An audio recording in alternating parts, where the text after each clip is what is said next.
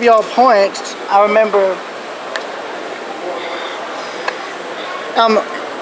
Now I see parts of the crank are wrapped. Is that because there was maybe weathering on the steel from where they were cranking it?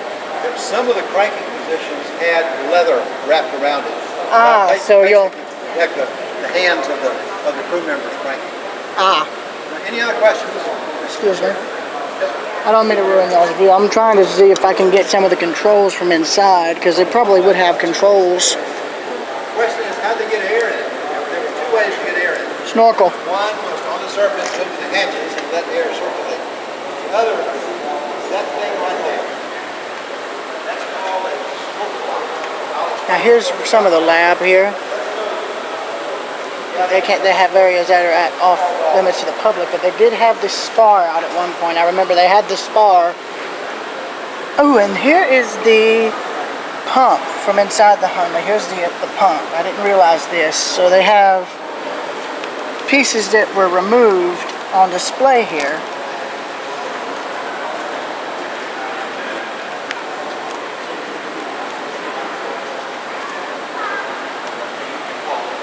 That's incredible. Now here's every single photograph they took inside the submarine.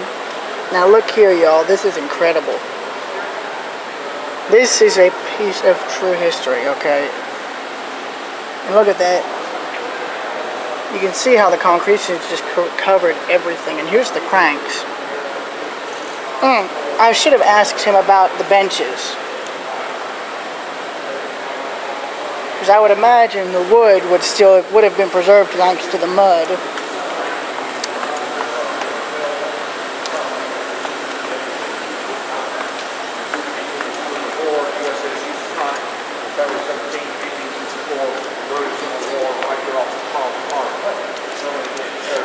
I hope you feel better, sir.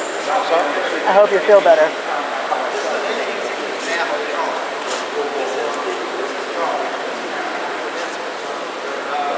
There's the torpedo. Excuse me, y'all. Sorry. Cooper River, Charleston Harbor. This is James Island.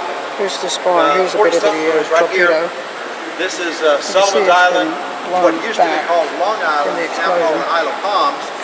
Copper torpedo base. The first accident occurred here at James Island. The second accident occurred here in the Cooper River. Now, when Lieutenant Dixon took over as command of Hunley, one of the things that he did was he moved his base of operations from here. The torpedo is attached right there where my blurred finger is. He wanted to get it out from the prying eyes of the Union spies. Those are the torpedo would have looked like. His base of operations over here in region between Sullivan's Island and Long Island. Also, if he wanted to be able to take advantage of the current flowing in and out of here, the pilot was to be able to get out to where he could mount an attack and then get back. The blockade ships were aligned out here. Keep in mind, it's how big of an explosion. The nearest blockade ship to Breach Inlet. Keep in mind how big of an explosion it would have taken to bend the copper back and then force the whole copper assembly back through the nut to do that kind of damage. Keep that in mind. Travel about 4.5 miles out there just to get there. So, in order for the attack to take place, there were at least three things that had to be done. This is the spar. A bit of it broke off when they were racing. Tide had to be right. He had to depart on an outgoing tide, come back on the incoming tide. That is incredible. Now, those would have been the explosive charge that would have actually set it off. State-of-the-art warship during the day, but that was a suicide mission for a little boat. But also, he needed pretty calm sea. The submarine set very low in the water, and with the hatches open, it would be very susceptible to being swamped. So he needed calm seas, he needed night attack, and he needed the tides to be right. Okay. All those stars ended up lining up on the evening of February 17th of '64. There's the At about blueprints of the 6:30 in the evening, he loaded up his crew and departed Breach Inlet, headed for the Housatonic. At about 9:30 in the evening, the crew on the Housatonic, the lookout, so it would have struck the engine room. Something in the water that at first they mistook for a log or a porpoise or something. And by the time they realized that this thing was moving towards them and they may be under attack, the Hunley was too close to the Housatonic for the Housatonic to train its cannon low enough to get a shot at it with the cannon. Here's the They boiler did shoot at rooms. a small arms fire. And there's some Here was the indications engine, on so it would have flooded the front engine of room the instantly. Hunley that it was hit a number of times. But it was too little too late. And the Hunley planted its explosive right around here, below the water line, kind of underneath the mizzen hatch here. Estimated 135 pounds of black powder exploded and blew a 10-foot hole below the water line in the Housatonic. The Housatonic sank in less than 5 minutes. It settled in about 30 feet of water, but when it settled to the bottom, the masts were still sticking up out of the water. So of the 160-member crew, 5 were killed, but 155 got out. So a lot of the survivors that went into the water, they got out of the frigid water by climbing the rigging and climbing up into the mast. So, as the Housatonic settled to the bottom, there was a sailor that climbed up in this forward mast here that testified a couple of days later in the Admiral's inquest on the sinking. It testified to a couple of things. One was he said that after the attack, it was his impression that he saw the Hunley actively backing away. But also he says that about 45 minutes after the attack, he saw out on the water what he described as a blue light. Also, it's our understanding that Lieutenant Dixon had an agreement with the shore battery on Sullivan's Island that after the attack, he would show them a light. And that would be their signal to light a bonfire beneath the Sullivan's Island. The attack was taking place at night, and the only navigation equipment on board was a magnetic compass. And the scientists believe that a magnetic compass inside of an iron hull probably didn't work great. So Lieutenant Dixon thought that he needed a guide to get back in. So the idea was he would send them a signal, they would light a bonfire, and that would be his guide to get back into Virginia. So, why did they not return? There are 4 general theories that have kind of bubbled to the surface. The most talked about theories. Number 1 is that as the Hunley was making its attack, the Housatonic was shooting at it, got a lucky shot, went through one of those deadlights on the left side of the forward conning tower right there, went through that, hit Lieutenant Dixon because his head would have been right up in that tower. The theory is that a lucky shot through there hit him, either killed him or incapacitated him to the point that he could not continue. There was not enough room inside the submarine for crew members to change places. So the theory is he got shot with still an outgoing tide, that he just floated out. When they found the Hunley, it was 1,000 feet seaward of where the Housatonic went down. 1,000 feet is less than a quarter of a mile. So that's theory number 1. Theory number 2 is that an explosive device big enough to blow a 10-foot hole in the side of a warship went off not that far from the crew. The barb here was the barb that was attached to the front of the Hunley was only about 16 feet long. And I just realized I haven't talked about the barb. Haven't talked about the. All right. No, but Let me hit the rewind button for a second. Let's talk about. We know that they decided the towing the mine wouldn't work. So what did they come up with? So at first, the scientists thought that it was something like this: that there was a spar attached to the front of the Hunley, and they thought that on the outside of that spar was the explosive device, and on the outside of that was the barb. The idea was to ram that barb into the hull of the ship, and then start to back away. As it backed away, the spar would come apart right here. And as the Hunley backed away, this line would play out until the line became tight. That would trigger the explosive. We know that the Hunley had a spar because it was still mounted to the Hunley when it was recovered. But the scientists got the spar in the lab and found a couple of interesting things. This leathery looking stuff right here is actually copper. So part of the spar was actually covered in a copper sheet. But it also shows signs of being forced back. There was a force applied to it. So the scientists believe that deformation in of y'all's the way. copper sheet was actually caused by the explosion itself. They also believe that when the bomb went off, it was still attached to the spar. And we know the spar was still attached to the submarine. But also they found this thing.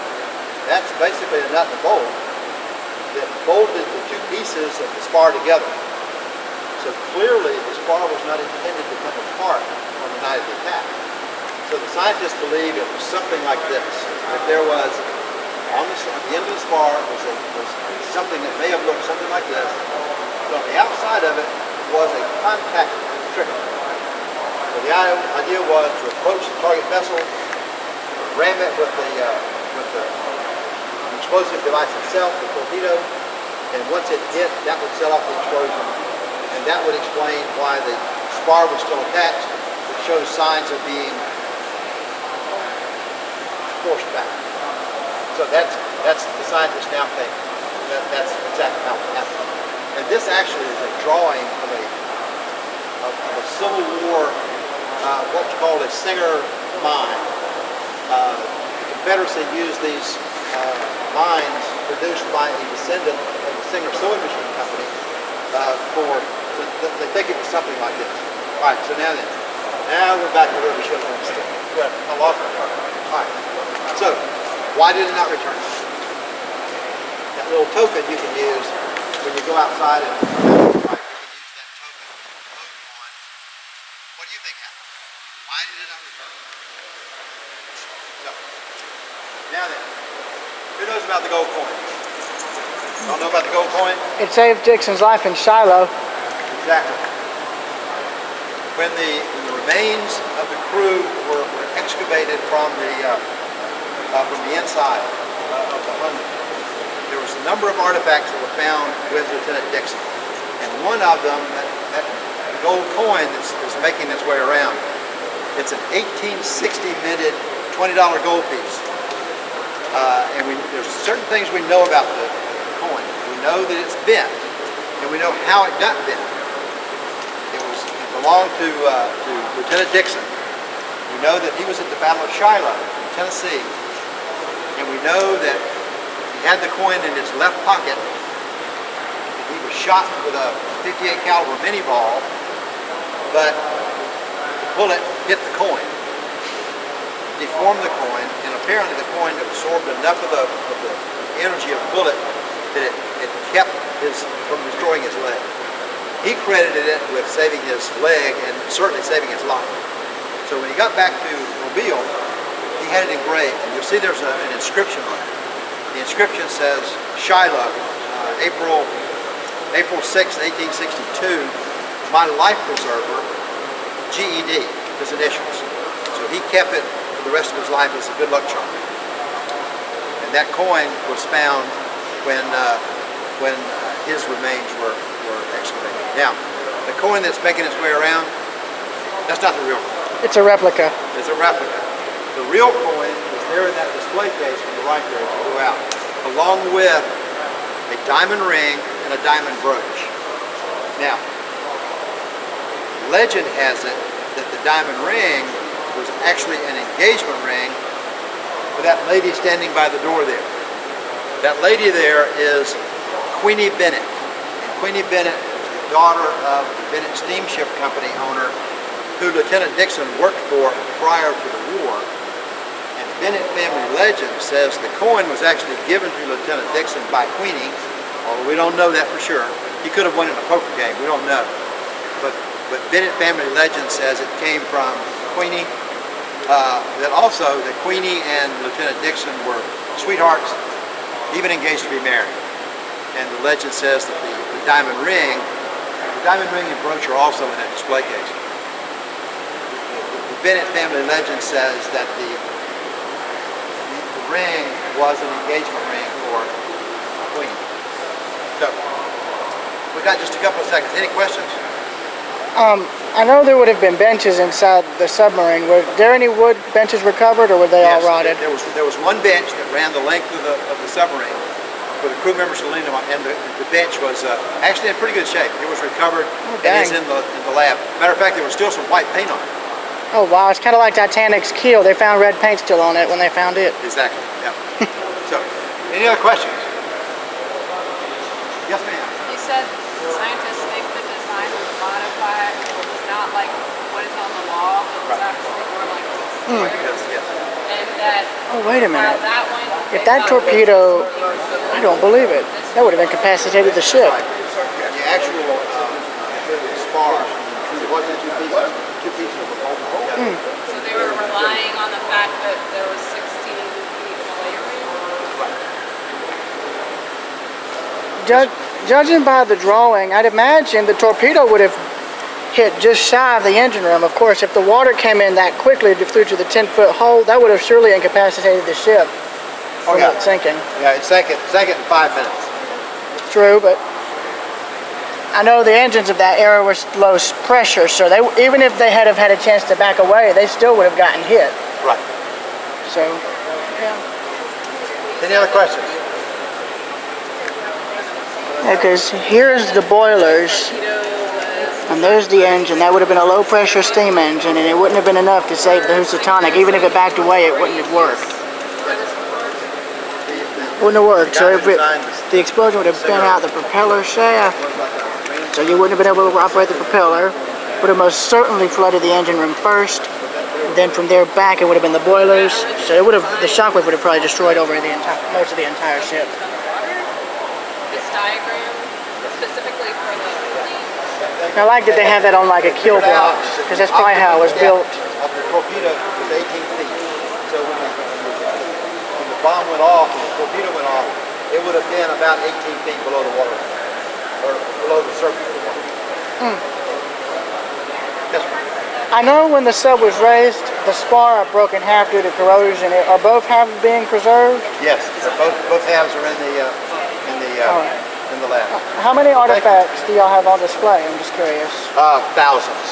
Well, not on display. There are thousands in the lab. Eventually, they will all be on display. But the only artifacts that are on display right now are the coin and the diamond ring and brooch. I think isn't an oil can that y'all found on display too? The real oil can is not on display. The real coin, that's a Replica. A replica. Well, thank you, sir. You are very welcome. Very nice. Enjoyed it. Appreciate it. Sure thing. Hey, just think about how different our country's Navy would be had it not been for the Hunley. Thank you all for your attention. There's the gold coin.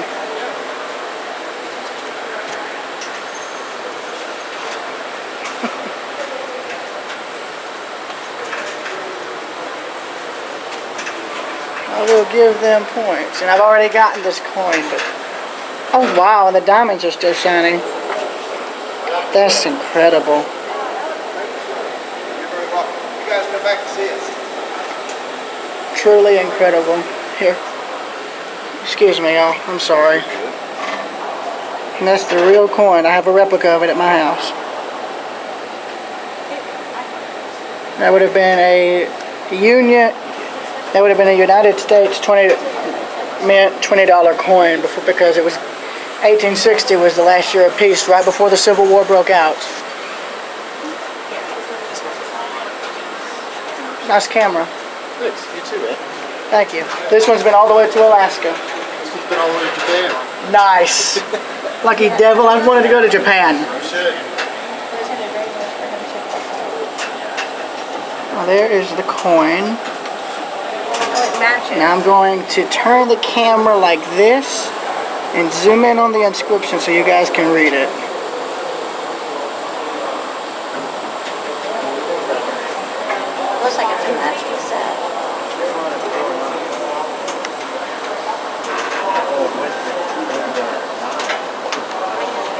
incredible. Now they do have a lot of artifacts in the labs, but One of the guys. it's not enough.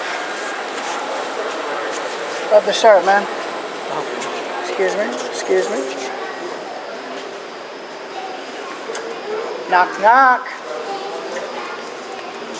We went to the gift shop. Nice. Oh, and now I can get a better look at the model. I got a fan, a shirt, a mini playset, Okay. a whole heck of a lot. Now here's an aerial view of the model. You can see right there would have been the pontoons. Those would have been sucked into the seabed to anchor the lifting truss. From there they would have excavated under the submarine and got the lifting straps in. So essentially they would have formed to the shape of the hull and kept it secure when they raised it. Of course, the truss was raised along with the submarine, and it still exists. I was going to look around on my own. Is that all right? Hang on. And here is a piece of the actual lifting truss that they were able to save before it was lifted off the submarine. So this would have been out in front, and this is the actual lifting cradle. This would have been what the submarine would have rested in when they brought it up. And I'm really happy that they actually saved this. But they should have actually kept some of the sprinkler system you see there, because they had to keep this sucker cool, because since it was out of the water, it would have started to corrode very quickly. Even with the concretion, it wouldn't have been enough.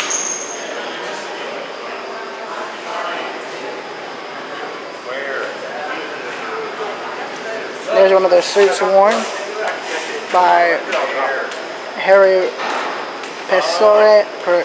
I can't pronounce the last name. We've already been through. They didn't see where to vote. They're going. I've been filming it.